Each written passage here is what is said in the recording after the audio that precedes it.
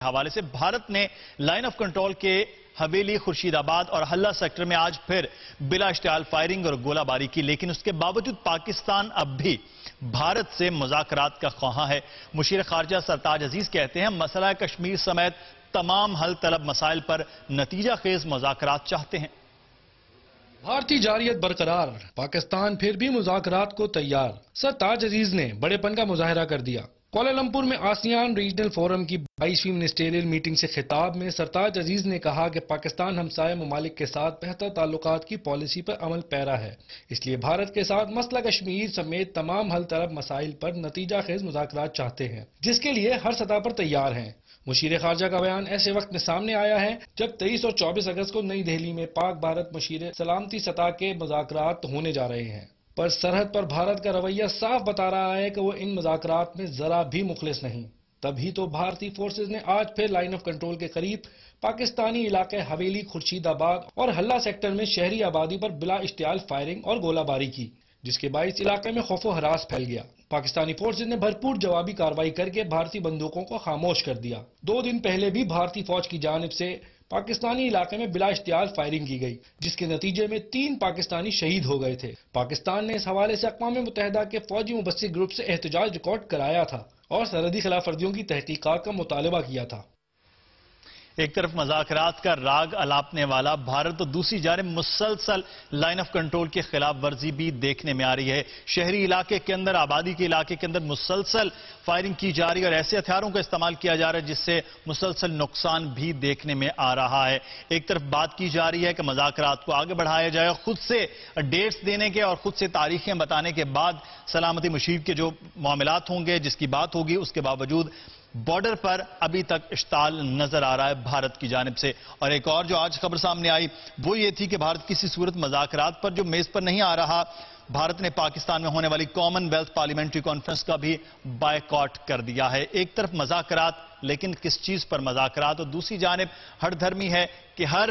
روز ایک نیا سانحہ، ایک نیا معاملہ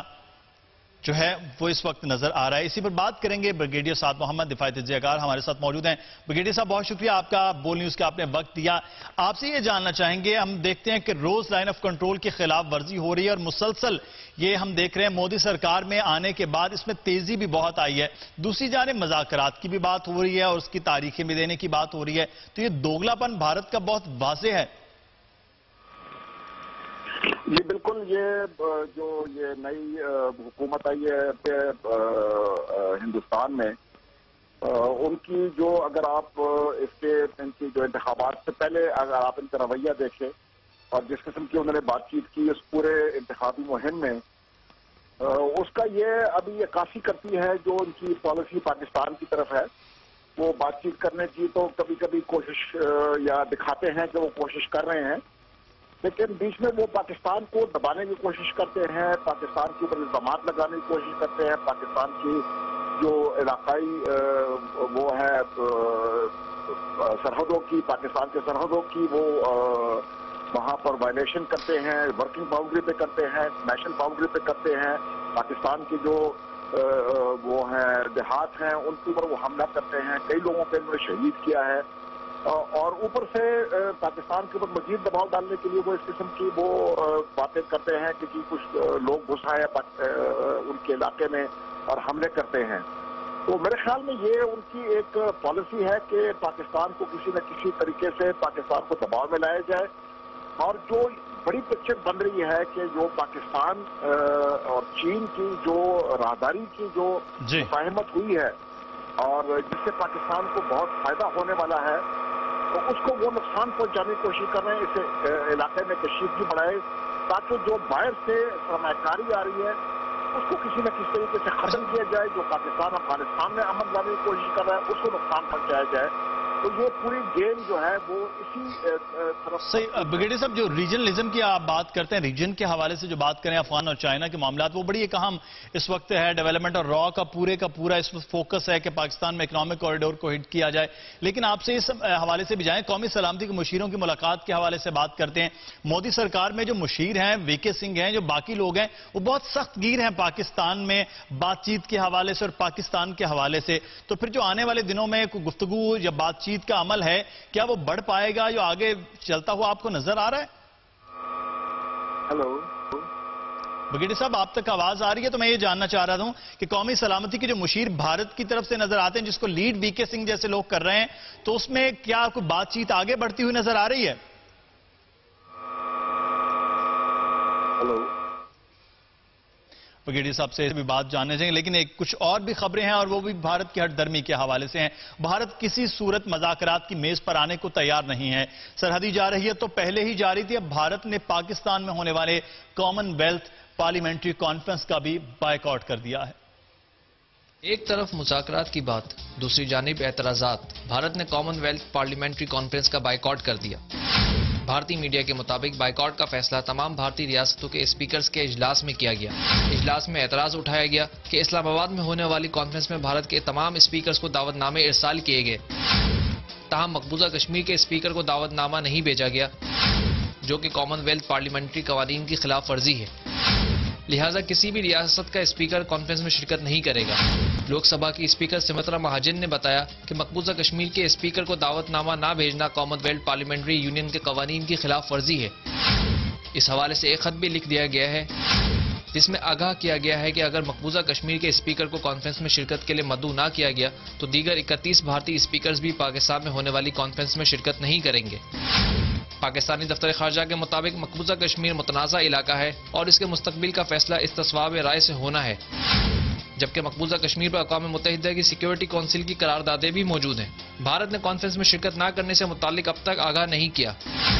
بھارت کی جانب سے بائیکاٹ کا سرکاری طور پر پتہ چلنے کے بعد کسی رد عمل کا اظہار کیا جائے گا۔ People and the Parliament of Pakistan wish to welcome the friends and colleagues of the Commonwealth Parliamentary Association for its annual meet in 2015. بگیڑی صاحب جس طرح سے آپ نے یہ پیکج ملاحظہ کیا، کامن ویلتھ پارلیمنٹری جو کانفرنس ہے اس میں سپیکرز کے حوالے سے بلایا گیا تھا لیکن مقبوضہ کشمیر کے سپیکر کو دعوت نہ دیے جانے پر اب بھارت کے تمام سپیکر جو ہیں وہ دعوت میں شرکت نہیں کریں گے۔ حتمی یہ باقاعدہ طور پر سرکاری اعلان تو نہیں ہوا لیکن بھارتی میڈیا یہ رپورٹ کر رہا ہے۔ تو یہ چھوٹے چھوٹے معاملات ایسے ہیں جس کو لے کر بھارت نہیں چاہ رہا ہے کہ دونوں ممالک کے درمیان بات چیت آگے بڑھ پائے۔ یہ بالکل جو یہ بہانہ بنا رہے ہیں کہ مقبوضہ کشمیر کے جو ان کے وزیر اعلیٰ ہیں ان کو نہیں مدعو کیا گیا ہے، میرے خیال میں جو کامن ویلتھ ہے انہوں نے بالکل صحیح فیصلہ کیا ہے۔ کشمیر ایک متنازع علاقہ ہے، یہ متنازع دنیا کے ہر ملک یہ کہتا ہے کہ یہ متنازع علاقہ ہے، دنیا کوئی نقشہ اٹھا کے دیکھیں متنازع علاقہ ہے، اس کو متنازع علاقہ جو ہے وہ یہ کور کرتا ہے۔ تو میرے خیال میں اس میں ایک متنازع علاقے میں جب تک اس کا فیصلہ نہیں ہوتا ہے کہ وہ کس کا حصہ ہے، فی الحال تو وہ بھارت کے قبضے میں ہے، تو اس کو دنیا کا کوئی ملک جو ہے وہ یہ ماننے کے لیے تیار نہیں ہے کہ وہ ہندوستان کا حصہ ہے جب تک اس کے فیصلہ نہیں ہوتا ہے۔ تو اگر انہوں نے اس کو وہاں پر بلانا ہے تو پھر جو پاکستان ہے اس کے اسپیکر کو بھی مدعو کرنا چاہیے کیونکہ یہ متنازع علاقہ ہے تو ہمارے جو کشمیر ہے اس میں سے بھی بلانا چاہیے۔ تو میرے خیال میں یہ بھارت کی یہ جو بات ہے یہ بالکل انٹینیبل ہے، یہ بالکل